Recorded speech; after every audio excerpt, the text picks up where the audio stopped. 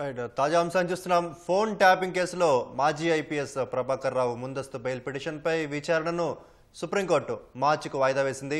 తదుపరి విచారణ వరకు మధ్యంతర ఉపశమనం కొనసాగుతుందని జస్టిస్ బివి నాగరత్న ధర్మాసనం తెలిపింది. ఈ అంశంపై ఇవాళ జరిగిన విచారణలో ముందస్తు బెయిల్ ఖరారు చేయొద్దని, దాంట్లో న్యాయపరమైన అంశాలు ముడిపడి ఉన్నాయని తెలంగాణ ప్రభుత్వం తరపున సీనియర్ న్యాయవాది సిద్ధార్థ లూథ్రా కోర్టుకు వివరించారు. ఈ వాదనను పరిగణలోకి తీసుకున్న ధర్మాసనం కేసు విచారణ మార్చికు వాయిదా వేసినట్లు తెలిపింది. మధ్యంతర ఉపశమనం కొనసాగుతుందని వెల్లడించింది.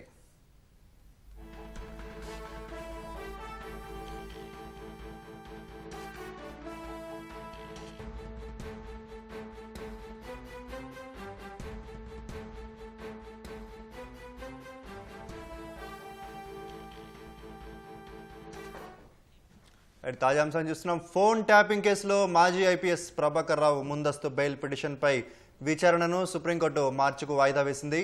తదుపరి విచారణ వరకు మధ్యంతర ఉపశమనం కొనసాగుతుందని జస్టిస్ బివి నాగరత్న ధర్మాసనం తెలిపింది. ఈ అంశంపై ఇవాళ జరిగిన విచారణలో ముందస్తు బెయిల్ ఖరారు చేయొద్దని, దాంట్లో న్యాయపరమైన అంశాలు ముడిపడి ఉన్నాయని తెలంగాణ ప్రభుత్వం తరపున సీనియర్ న్యాయవాది సిద్ధార్థ లూథ్రా కోర్టుకు వివరించారు.